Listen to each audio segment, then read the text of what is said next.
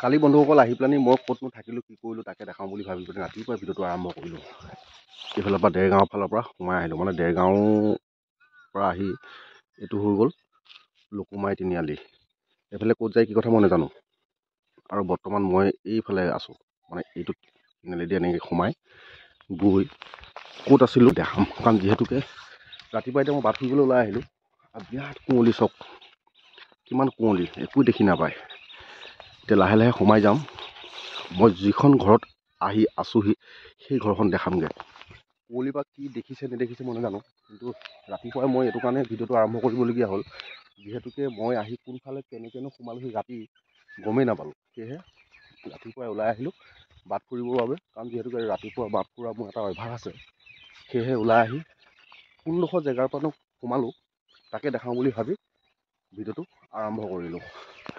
আহি দেখা পালোঁ এখন স্কুল, মানে লকুমাই মধ্য ইংৰাজী বিদ্যালয়, স্থাপিত 1955 চনৰ, প্ৰয়াত নোহাই বৰা এচক লিখা আছে, দেখিছেনে বাৰু? লকুমাই মধ্য ইংৰাজী বিদ্যালয় স্থাপিত 1955, প্ৰয়াত নোহাই বৰা, সোঁৱৰণিত তোৰণ। খুব ভাল লাগিলে, আৰু যিহেতুকে স্কুলখনৰ চৌহদটো এয়াই আছিল। আৰু এতিয়া লাহেকৈ আগফালে আগবাঢ়ি যাওঁ বলক, মই যি ঘৰ মানুহত আছিলোঁ তাকেই দেখাম, কাৰ ঘৰতনো আছোঁহি আহি পেলানি। আৰু এইফালে বৰ্তমান বন্ধুসকল দেখিছোঁ মানে প্ৰত্যেকৰ ঘৰত সাঁচি গছৰ খেতি, এই স্কুলতো চক সাঁচি গছ, আৰু খুব ভাল লাগিছে। যিহেতুকে স্কুলখনৰ চৌহদটো কিন্তু খুব ধুনীয়াকৈ ৰাখিছে, বুজিছেনে? ল'ৰা ছোৱালীবিলাকে খেলিবৰ কাৰণে ঝুলনাৰ পৰা ধৰি সকলোখিনি মানে আছে। আৰু এইফালে শিশু উদ্যান, চাওক এইফালে এখন শিশু উদ্যান আছে। শিশু উদ্যানখনলৈ বাৰু যিহেতুকে এতিয়া মই নোসোমাওঁ, পাছে পৰে, যিহেতুকে মই প্ৰথম আহিছোঁ, ইয়াত বা কি আছে কি নাই কিন্তু মই নাজানো, সেইটো কাৰণে এতিয়া বৰ্তমান নোসোমাওঁ। হয়তো চাগে এইখন গেটেৰে সোমাই যায়। আৰু পুৰণি এটা পুখুৰী, যিহেতুকে যোৱা ৰাতি মোক কৈছিল, মই যি ঘৰত আছোঁহি আহি পানি তেখেতসকলৰ ঘৰৰ এজন ব্যক্তিয়ে মোক কৈছিল যে ইয়াতে পুৰণা এটা পুখুৰী আছে, ব্ৰিটিছৰ দিনৰ এখন দলং আছে। তাৰপিছত সাঁচি গছ, মাত্ৰ সাঁচি গছ, আৰু এইটোৱে হৈ গ'ল পুৰণা পুখুৰীটো, আৰু সৌখন ব্ৰিটিছৰ দিনৰ দলং, মানে লোহাৰৰ দলং। আৰু এতিয়া লাহে লাহে সোমাই যাওঁ বলক আগফালে। চাওকচোন চবফালে মাত্ৰ কিন্তু সাঁচি গছেই, ইয়াতে মানে কি সাঁচি গছৰ খেতি, তামাম খেতি। মই ক'লোঁ নহয় আপোনালোকক, এইফালে চাওক এয়া সাঁচি গছ, আৰু এইখনেই আছিল ব্ৰিটিছৰ দিনৰ দলংখন। কাৰণ দলংখনলৈ এতিয়া নুঠোঁ আৰু, কাৰণ যিহেতুকে ভয় লাগে উঠিবলৈ। চক মানে চিৰিহে পতা আছে, আৰু যিহেতুকে বহুত পুৰণা পুখুৰী, এইটো দেখিছেনে? ভেটফুল আছে, খুব ধুনীয়া লাগিছে দেখিবলৈ। আৰু এইফালে চক সাঁচি মাত্ৰ সাঁচি গছ। পুৰণা পুখুৰীটো পাৰ হৈ আহি পিনি দেখাবলৈ চোৱা পথচোৱা কৰি গৈছে, কি কৈছে নাজানো, কিন্তু এইফালেও নাযাওঁ মইতো এইফালে চিধাই যাম। কাৰণ গাঁওখনৰ বহুত দূৰণিলৈ যাব লাগিব, যিহেতুকে মই 2 কিলোমিটাৰমান ওলাই আহিলোঁ, গমেই নাপালোঁ। খোজকাঢ়ি আহি পাই গ'লোহি তিনিআলি। এতিয়া লাহে লাহে এইখনেই হ'ল গাঁওখন। কিমান কুঁৱলী পৰি আছে দেখিছেনে? কিমান ধুনীয়া লাগিছে ফুলজোপা ৰাতিপুৱা। কি নাম ফুলজোপাৰ নাম ক'বচোন দেই। আৰু এইফালে কুঁৱলী চাওক, তামাম কুঁৱলী পৰি আছে। আৰু এইফালে সাঁচি গছ, মাত্ৰ সাঁচি গছ। ইয়াত কিন্তু সাঁচি গছৰ খেতি বুলি ক'লেও বেয়া নহ'ব, কাৰণ প্ৰত্যেকৰ ঘৰতে সাঁচি গছ আছে। সেয়েহে চালোঁ, আৰু সাঁচি গছৰ কিনো কৰে কি নকৰে সকলোখিনি কিন্তু দেখাবলৈ প্ৰয়াস কৰিম। কাৰণ এইখন গাঁৱলৈ যেতিয়া মই আহিছোঁ, লকুমাই গাঁও, বহুত পুৰণা ইতিহাসৰ নাম কিন্তু লকুমা। এইফালে আহোম ৰজাৰ দিনৰে বুলি শুনিছোঁ, কিমান সঁচা কিমান মিছা মই নাজানো। ইয়াৰ এজন ব্যক্তিৰ লগত যেতিয়া বহিম কথা পাতিবলৈ, তেতিয়া মই আপোনালোকক সবিশেষ ভাঙি ক'ম। মাত্ৰ সাঁচি গছ। বেলিও যিহেতুকে ৰিঙাইছে, কিন্তু কুঁৱলীৰ পৰা ওলাব পৰা নাই, মানে ৰিঙোৱাটো ৰিঙাইছে আৰু চাওক।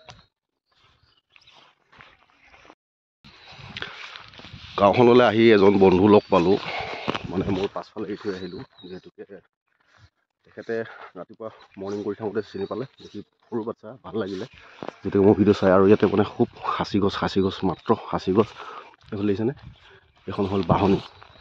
আৰু প্ৰত্যেকৰ ঘৰৰ পদূলি মুখে মাত্ৰ খাচী গছৰ খেতি। আৰু কুঁৱলী কিন্তু এতিয়ালৈকে ফটাই নাই, আৰু সম্পূৰ্ণ কুঁৱলী ফটালে মোটামুটি 2 ঘণ্টা বাকী আছে। চাই গৈ থাকক, বাকীখিনি দেখাই আছোঁ। মানে হঠাতে দেখা পালোঁ তিতা ফুল, এইটো দেখিছেনে, যিহেতুকে মোৰ বিৰাট প্ৰিয়। জমিনটো আছে ঘৰত ৰুবলৈ, ঘৰত আছে মোৰ বৰ্তমান। ইয়াত মানে এই তিনিআলিৰ পৰা ইয়ালৈ সোমাই আহিলোঁ, এইডোখৰতহে দেখা পালোঁ। দেখা পাই মোৰ খাবলৈ মন গ'ল, তাকে মই আপোনাক সুধি পালোঁ। যদি বেয়া পাইছে কৈ দিব আৰু দেই। এইফালে ককাক সুধিলোঁ। ঠিক। আৰু এইফালে বেটাক লগ পালোঁ। বেটাৰ নামটো কি বুলি কৈছিলে? নিবিৰ কাশ্যপ শইকীয়া। খুব ভাল লাগিলে। চেক বন্ধুকটো লৈ আছে ন, ভাল লাগিলে। তেতিয়া আহোঁ, মই আকৌ আহিম কিন্তু নিবলৈ। 10টামান বজাত মই এই গোলাঘাট, 9টামান বজাত গোলাঘাট ওলাই যাম। মই তাৰ আগে আহিম চাগে। মই য'ত আছোঁহি বৰ্তমান তেখেতসকলৰ ককায়েকৰ ঘৰ বুলি মই গম পাইছোঁ, কিন্তু যোৱাকালি মোক দেখাইছিলে। ইয়াতো কিন্তু খাচী গছেই আছে। আৰু এতিয়া আহি সেই ককাইদেউ ঘৰ প্ৰায় পাওঁ। এইটো এটা পুল, আৰু এইফালে পথাৰ, আৰু এইফালেও পথাৰ, লগতে পুখুৰী আছে নে কি আছে নাজানো। আৰু এইফালে দেখিছোঁ খুবেই ভাল লাগিছে।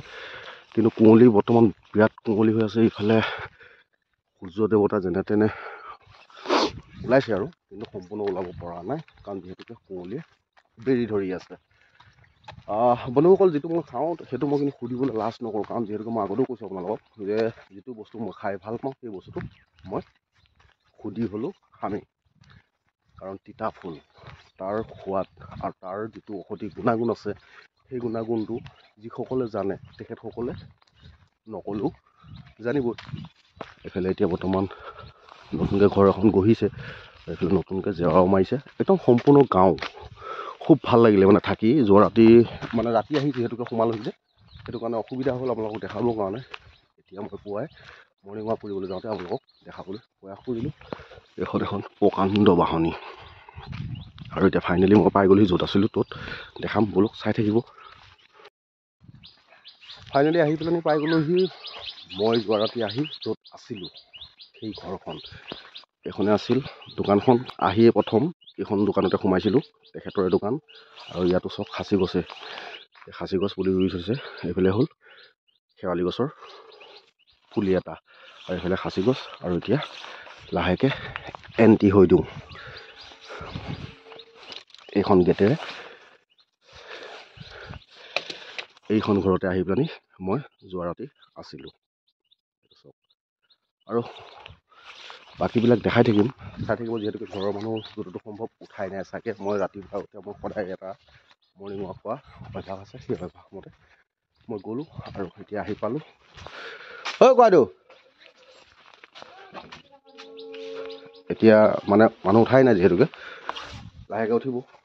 আৰু মই যোৱাকালি এনেকুৱা হ'ল, কিন্তু ক'ম আপোনালোকক, ৰাতি ভিডিঅ' বনাই ইয়াতে শুই থাকিলোঁ। মৰ্ণিং। আৰু এই ভণ্টি উঠিছে, আৰু এইফালে ধুনীয়াকৈ নতুনকৈ